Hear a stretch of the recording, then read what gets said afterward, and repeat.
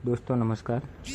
दोस्तों मेरे चैनल एक अधूरी कहानी को ज़रूर सब्सक्राइब करें और लाइक करें। आपका प्यार हमारे लिए बहुत मायने रखता है। दोस्तों आज की कहानी है 3 दोस्तों की। तीनों के नाम थे कुलदीप, महेश, गौरव। ये तीनों जहाँ भी जाते एक साथ जाते थे, एक साथ ही रहते थे। यहाँ तक कि इनकी तीनों की दोस्ती इतनी गहरी थी कि वहाँ सब लोग जानते थे कि अगर कोई कहाँ है, एक मिल गया तो तीनों वहीं मिलते थे। यानी कि तीनों हर टाइम साथ में ही रहते थे, चाहे कहीं जाते थे, चाहे कहीं से आते थे, यानी जहाँ भी रहते थे वो तीनों एक साथ में ही होते थे। तो सबको, गाँव वालों को पता था कि अगर कोई एक मिलेगा वहाँ पर तीनों ही मिलेंगे। और इसी वजह से ये तीनों गहरे दोस्त, यानी कि सबसे अच्छे दोस्त थे। तो दोस्तों ये तो सब जानते थे। तो ये तीनों एक सच्चे दोस्त थे और एक दूसरे के क्लासमेट भी थे। यह बात तब की है जब गांव में एक राजेश नाम का लड़का था, उसकी शादी होनी थी और उसकी बारात गांव से लगभग 33 किलोमीटर दूर जानी थी। तो उस समय बारात में कुलदीप, महेश, गौरव सभी गए थे। तो उन्होंने वहाँ पर बारात में तीनों ने बहुत डांस किया, मस्ती की। शादी विवाह का मामला था तो गांव के लोग बहुत किस्म रस्में होती है, तो यह सब प्रोग्राम चल रहा था। लेकिन उन तीनों को उन चीज़ों से कोई मतलब नहीं था। तो वो तीनों अपनी मस्ती में मस्त थे। तो तीनों ने डीजे पर पहले डांस किया, डांस वांस करा और फिर खाना खाने चले गए।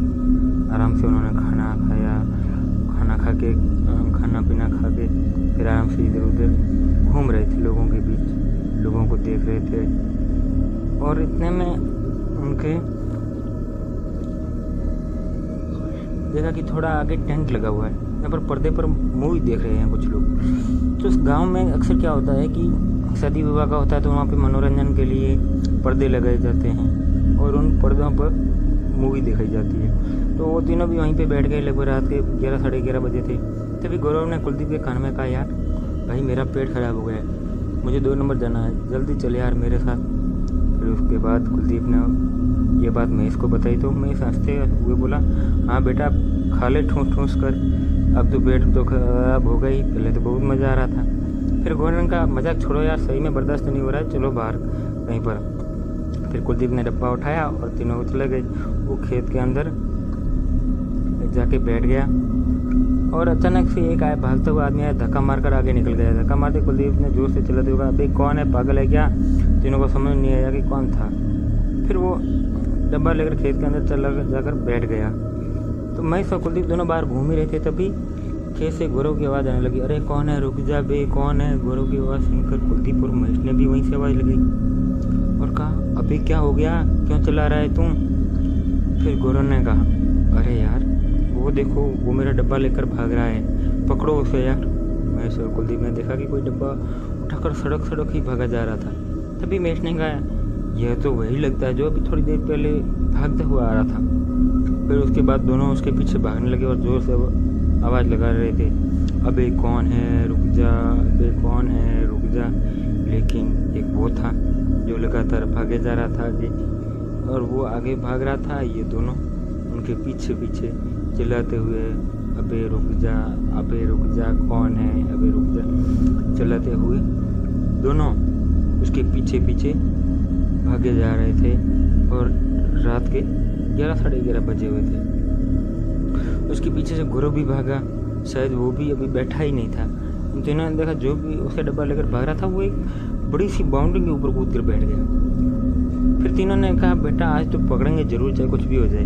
बाउंड्री बहुत बड़ी थी, इसलिए वो तीनों उस बड़ी सी बाउंड्री के अंदर जाने की कोशिश करने लगे। तभी कुलदीप ने देखा कि कोई बोर्ड लगा हुआ है। उस बोर्ड पर लिखा हुआ था, तेरा कब्रिस्तान। यह देखकर बहुत घबराते हुए दोनों से बोला, अभी रुक जाओ, यह तो कब्रिस्तान है। सुनकर महेश और गौरव भी रुक गए। अंधेरा तो बहुत था इसलिए कुछ समझ तो आ नहीं रहा था, लेकिन यह तो तय था कि यह एक कब्रिस्तान ही है।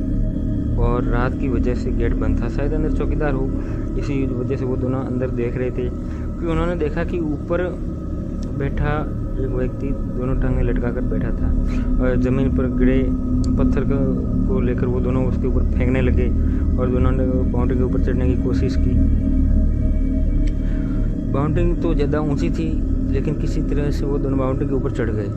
तभी उन्होंने देखा कि वही आदमी जो सफ़ेद कपड़े में अभी तक उनको भगाकर यहाँ तक लेकर आया था, वो बाउंड्री पर बैठा हुआ था। अब वो किसी कब्रिस्तान के अंदर एक कब्र पर बैठा हुआ और वो किसी से बात कर रहा था। इस बार कुलदीप की नज़र उसके चेहरे पर पड़ी तो शायद कुलदीप ने उसको पहचान गया था कि वो कौन है। दोस्तों, आगे की कहानी अगले एपिसोड में। और अगर आपको ये कहानी यहाँ तक की अच्छी लगी तो लाइक और सब्सक्राइब जरूर करें।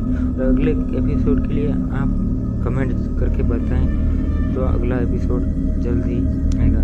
और आपको अगर मेरी कहानी अच्छी लगी हो तो प्लीज़ आपका एक सब्सक्राइब और एक लाइक मेरे लिए बहुत मायने रखता है। इसलिए आपका प्यार हमेशा बनाए रखना और ज़्यादा से ज़्यादा सब्सक्राइब और शेयर करना। धन्यवाद। आप